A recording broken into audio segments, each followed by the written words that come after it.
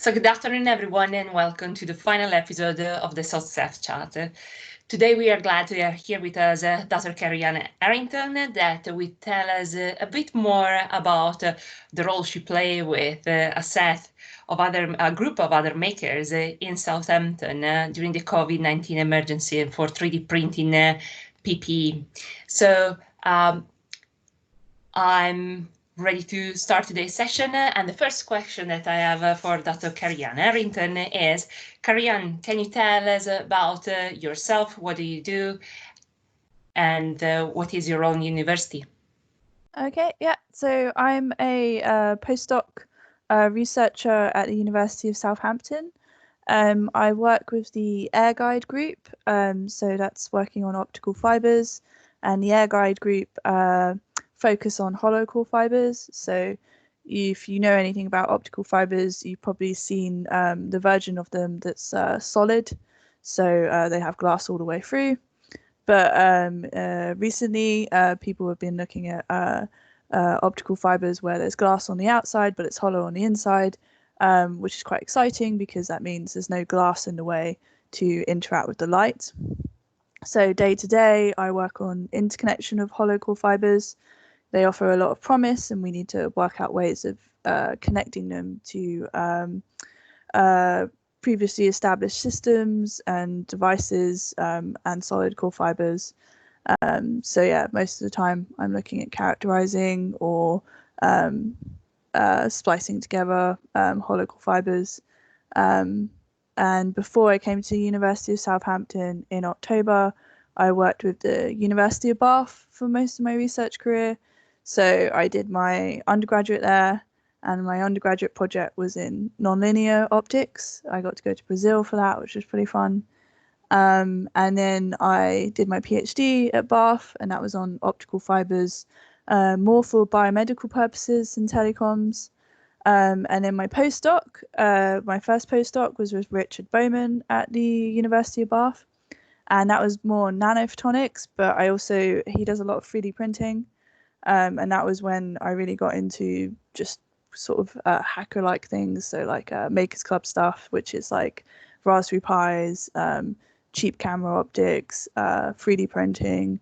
So yeah, I learned a lot in that postdoc very fast, and now I'm here. So that's my brief introduction.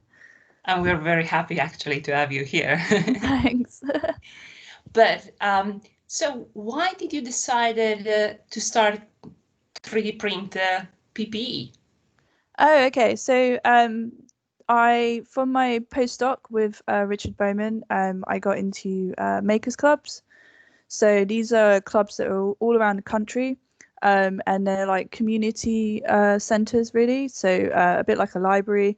You can go and visit them and use their services. Usually you pay a small fee, but you don't have to buy a 3D printer. You can go to a Makers Club and use their 3D printer. So when I came to Southampton, I had sort of like been to the Makers Club here like once or twice, and was signed on to their Slack group. And one of the people, Ed at the Makers Club, was trying to 3D print PPE, but he didn't really do a lot of 3D printing. So he was asking for help. So he knew the side of 3D printing that I'm not the most familiar with, which is like maintaining the machines mostly. And I knew the 3D printing that he was not at the time that familiar with, which was sort of changing the G code up a little bit, being able to make the STL files or, CAD, whatever you want. So yeah, I met up with him, and then from there, we just made the project go. And yeah, so we went from, a couple of printers sat in a Makers Club to a whole printing farm very, very quickly from working together. So it sounds already that it was quite interdisciplinary. At least you had different skills that you were able to put together in order to achieve your goal. But yes. Apart from that you mentioned that was an expert on maintenance of this machine, who were the other people you have joined forces with, and what was the scale of printing you went through? Yeah, so yeah, the Makers Club, basically there was quite a few people from the Makers Club involved. So if they couldn't come to the club, as I said, maintaining the machines is I do the bare basic, which is like, making it work. But if it breaks, that's a collaborative effort. So a lot of the time there'd be people from the Makers Club that I'd be in contact with who would lead me through how to fix various things, because at some point we had so many machines that, likely Ed would be busy with something and I would be busy with something. We also had a small team of volunteers from both the Makers Club and also the I'm trying to remember the name of it now. NOC is the acronym. So I think that's the I forget what it stands for. Is that the National Oceanographic Center? Yes, yeah, that's it. Yeah, so that's where Ed works. So he had some of his friends from that group come in, and so we would rotate shifts. So that would mean people would come in and set prints going when they'd finished, because obviously we can't be there all the time. That would be exhausting. So yeah, we'd change over shifts with some volunteers from there. And we also had printers donated from the University of Southampton. So there were 2 printers that came from the University of Southampton in Building 53. I'm really grateful they lent them to us. And we had a printer from the Science Centre. We also had some people from the local community donate their printers for use. So we had 2 from the local community. So yeah, and then we also had a Just Giving page where people donated money so that we could buy more material, because towards the end of it, so at the beginning we were maybe printing 50 a day, but then from working the print, which are not trivial things, because as you speed up the print, you sacrifice other qualities in your 3D printing. So it required a bit of experimentation on our part, which is the fun part.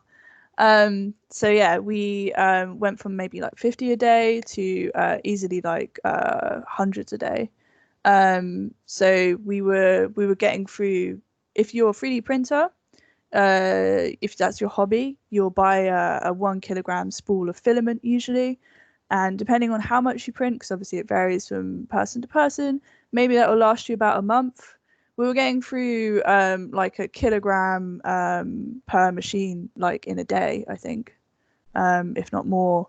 So yeah, we were really flying through materials. So we have to thank the people that donated to the Just Giving page as well, because that allowed us to just buy as much 3D printing filament as we wanted.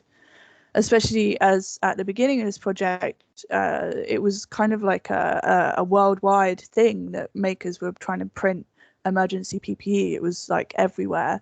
So at the beginning of this project, it was actually quite hard to get hold of 3D printing filament, and a bit more expensive than normal, until things calmed down a little bit. So yeah, that was really good.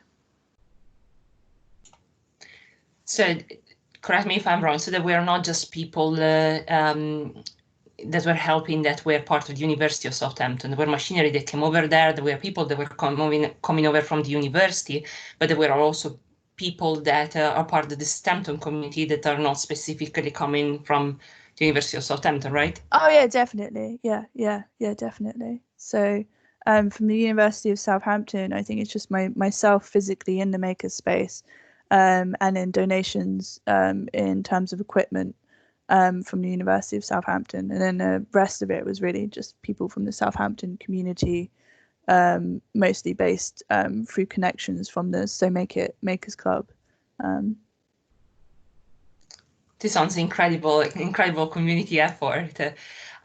But I guess obviously you were creating the 3D printed face shield, but I guess you had quite a few different operational challenges. You mentioned before upscaling the process in order to make more masks through the day. But did you have other key operational challenges, not just when making them, but also when you wanted to deliver them to the hospital? Yeah, so this was a question I got quite a lot from people I know who were able to 3D print themselves. So from people I know in Bath, they were like, I can 3D print. Is there something, what I can do it, but I don't know who to give it to. So that is again something where Ed and the makerspace had a kind of edge, because they had direct connections to the people who wanted the face visors. So a lot of the time, people in this effort were making these visors and then sending them to a specific hub. The 3D printing crowd were, coming together, but they were all sending it to one place. Whereas here, we were sending them to the specific hospitals that had requested them. So we had a big spreadsheet, and the more people that we ended up giving out face visors to, the more people heard about it, who would then contact the makerspace. So yeah, we would have people, volunteers in vans that would deliver them directly once they were made. Sometimes I would just get on my bike and send them to the post office if they were a bit further away. We had some teachers who wanted some face masks who were in Winchester, I think. So yeah, it was either people delivered them directly or we sent them in the post. But yeah, that was one of our edges, that all the face masks we sent out were people who directly contacted us who wanted them. This is quite interesting. So the hospital itself contacted you in order to have more PPE made.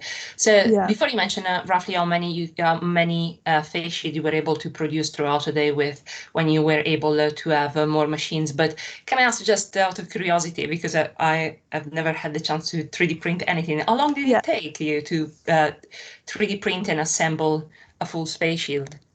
So the timescales changed. So basically, in the end, the face shields printed very fast. So we would stack them up. So your printer, your 3D printer, has a volume that it can 3D print in, and an associated height. And for most of our printers, you could stack at least like 16 about on top of each other. And that would take like just over 2 hours or so. And then that would be the headband. So we were 3D printing the headband part. And then the visor bit was just a piece of plastic that was hole punched. And there would be prongs. I've got like a picture, I guess I can share. And then we had elastic that was cut up by volunteers, that would basically hook around. But we wouldn't assemble these together to not contaminate them, basically. So what we would do is we would, make the strips of elastic the right size with some holes in them. The visors have the pre-cut holes and the headbands all ready to go. So a lot of the time we'd sand the inside so there wasn't any not sharp, but uncomfortable edges. And then that would be how we gave them to people so that they could assemble them themselves. So yeah, quite fast, really. And I'm going to ask you one last question, and feel free to take as much time as you wish to answer that. But so what did you find the most challenging? We have asked actually this question to all the other hosts of the SOTSEF chat, guests of the SOTSEF chat. But what did you find the most challenging in the last 3 months on a personal and a professional level? Okay, yeah, it's a good question. So I guess the challenge for this for me was pretty interesting. So if it's all right, I'll probably share a screen so you can sort of see, I can illustrate better what I'm talking about. Yes, please. Let's bring it up. So yeah, I've got a small slideshow when it comes up.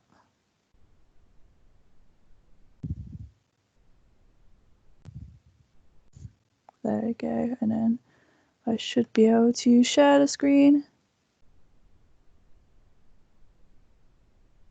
There we go. Can you see the screen? Yes, perfect. Awesome. Okay. So yeah, part of obviously the 3D printing, the PPE is like rewarding itself, but for me, because I wasn't allowed in the lab because the university was closed, it was quite challenging for me to work at home because I'm quite a hands-on person. I like problem solving, and I like physical problem solving. So anything where I can play with tools and stuff like that is where I'm more at home. So the challenge of 3D printing rapidly face visors and making a printing farm was something that kind of scratched that itch I wasn't getting because I wasn't going to lab anymore. So one of the challenges I found quite interesting with achieving this is most people who are 3D printing the PPE are people who are doing it as a hobby, which means that they usually download something that's already designed and print it. And in this case, they needed to stack it to be able to fully achieve the volume that they could get in one print. And actually being able to stack something and basically have it have the same good quality as if you printed it as an individual piece rather than a stack. Being able to separate it and the print still be strong was something that was quite interesting and not necessarily something that was easy to know in the community before this. So before this, a good way of basically printing out a large volume of something would be you'd have the print head push it off of the bed. So it would just physically push the object off. But obviously that comes with its own risks because the print head is usually hot.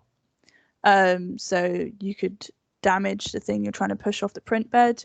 If it doesn't come off the print bed and the next print starts, what's going to happen there? Just an absolute mess. So it can result in a lot of failure. So the best way to do it is to have your stack that can be separable. So you can see here, we've got the face visors there, and they've got a gap in between them, but how big should the gap be so that they still print on top of each other, but are still able to come apart? So you want them to be far enough away that they don't stick together very well, but they stick together enough that the next print on top will be successful rather than a spaghettified mess because it's printing in midair. So yeah, you have to do a lot of testing for this. So prints will fail if they're printing in midair because they're supposed to lie on top of each other. So you'll get like whiskers and things which make your print a mess, warps your print, changes it. You get bridging as well. So depending on how your print settings will depend on how good that quality of bridge is from one point in the air to another point in the air. And you need to experiment with your supports. So if you print in the air, you use supports. But if you want to rapidly print something, you don't want a lot of supports because that's something that you're going to need to get rid of later, which is slows down the production. So at the beginning of the production, we had a lot of supports, which means that we had a lot of volunteers sanding away the supports, which slowed everything down, which you can see in this picture here from the knock. We've got volunteers sanding down the prints, which means even though we can print really fast, it was a bottleneck because it depended on how many people could sand down a print so that they weren't full of supports that were uncomfortable. So yeah, a lot of people online will tell you just put a one layer gap in between. So in 3D printing, it's all done so in layers. Like you've got your material that just extrudes in a layer. So you just have a gap in your layer, but that won't always work. It depends on your surface area. It depends on your temperature that you're extruding. So the temperature that the filament comes out is controlled by the G code. And so you want that to be a specific temperature for the body of the object, but then a lesser temperature for the in-between of the two objects. So yeah, this was a really interesting problem and was quite a good beneficial problem to dive into because it felt like being in a lab, which is what I wanted. So yeah, there was a lot of like little things we had to solve to be able to do that, which I think like, if it wasn't for Ed being there too, it would have taken me ages, if I ever got there at all. So yeah, this was one of the big problems, and it was a really nice problem to solve. And I hope to write up something straightforward, so that it's out there for any 3D printing hobbyist to be able to achieve themselves too. Hope that made sense. That sounds great, and it's quite interesting actually that you find it really rewarding and being challenged. In quite, I guess, a big amount of pressure, because obviously we know that one day make a difference during the peak of the emergency of the pandemic, but you were able to put your research skill at work and find a solution out of a real practical problem. That was incredible. Yeah, so at the peak of the sort of emergency PPE, we were giving out like a 1,000. So I say this number in that this also, we counted it as how many were being actually delivered to the people that needed it, not just what we were making, because we were making in excess of, but they need to get to the people. 1,000 per week. So at the beginning we were going from like tens, and then we went to hundreds, and then we were like on thousands. And that could have been even more than that if we'd accepted even more. We had one, I won't like name the place, but there was one place in Southampton that asked for 2,000 per week. So it was, you did feel that pressure that it needed to be as fast as possible. It wasn't just these things needed to exist, but they needed to exist good, and they needed to exist fast. So thank you, Kerrianne. It was great actually to hear from you and to hear about how you contribute during the emergency with the makers in Southampton. But because we have people that join us, I wanted to ask if anyone has a question for you. You can raise your hands if you want to ask a question, or if not, I'm gonna ask you one final one. Okay, yeah. Well, no question coming, so I'm gonna go with the last one actually for you. But are you currently still printing face shields, or has the demand changed, or do you think there is the chance that it's going to change in the future? So the demand dropped very rapidly. So as I said, we went from giving out 1,000 per week. Now we're giving out more of the order of tens per week. Tends to be to care homes. So yeah, we deliver under 100 a week now. So quite a sharp drop. We had a brief blip in demand when schools came back. Teachers asked for some. So at the minute we're not currently printing them, because from when we were printing hundreds a day, we've got a big overstock of lots of 3D printed visors and the materials. So we've got plenty there for the current demand. I kind of expect that at some point, especially when the winter comes around, there will probably be an increase in demand again. I hope not, because obviously the drop in demand means that the actual PPE is getting to the right place, because obviously what we're making, it hasn't been tested extensively. It's literally made by a bunch of people who do this for a hobby, in a group that's for hobby. We're not manufacturers, so we could never guarantee the quality of what we're making. It was just people were asking for them, so I feel like while people wanted them, that was the right thing to do. So the decrease in demand, I think, is good, and if it goes up, that'll be worrying again. But yeah, I suspect that it will come back up in the winter, especially as the news is talking about that. But we have written lots of documentation about how we were printing it. The files for our printing methods all saved. So in theory, we could just get back up and running again pretty fast if a second wave did come. Hopefully not, but I think it's good to know that there is some community backup support out there in case things going to go back to be bad. yeah, exactly. Yeah. So we have everything saved, so we could just get back to it, I think. So talking with other makers or being or just having a look to makers forum and talking with the community, do you think there might be any other type of request or face shield will stay the main request? Actually, the next request already happened, and we contributed some because the printers weren't being used anymore. We used them to print some of the next request, and the next request is ear savers. So I'll show a picture of that if I can bring it up.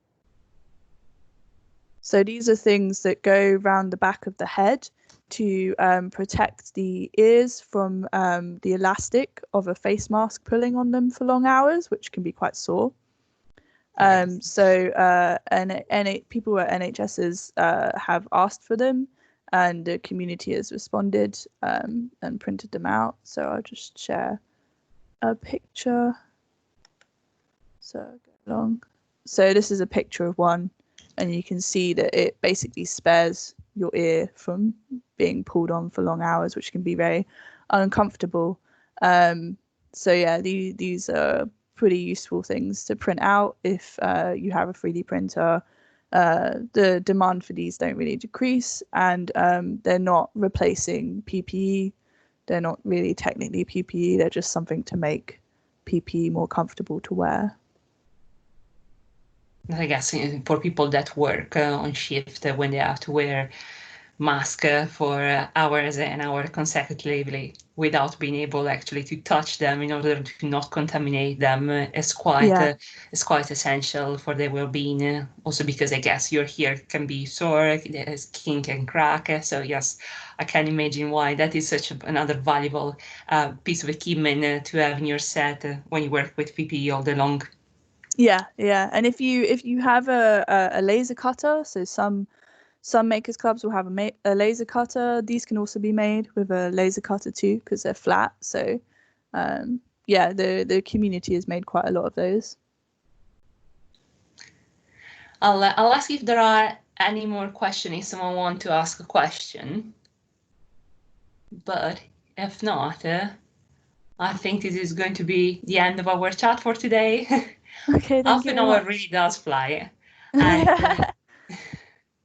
it was great talking to you and actually have an insight of something that was done out of volunteering work, because at the end of the day, you were all volunteering your time in order to make this happen and to give that much needed backup support to the NHS and any other people that really needed PPE on the front line during the past weeks. So I would like just to thank you once again to being able to join us. And I hope actually to hear more stories in the future about 3D printing and what actually the Southampton community can help and support local businesses or local institutions in the NHS in the future. So thank you once again, Kerrianne, for joining us. Lovely talking to you. And this is the end of our SOTSEF chat. Thank you. Lovely talking to you too.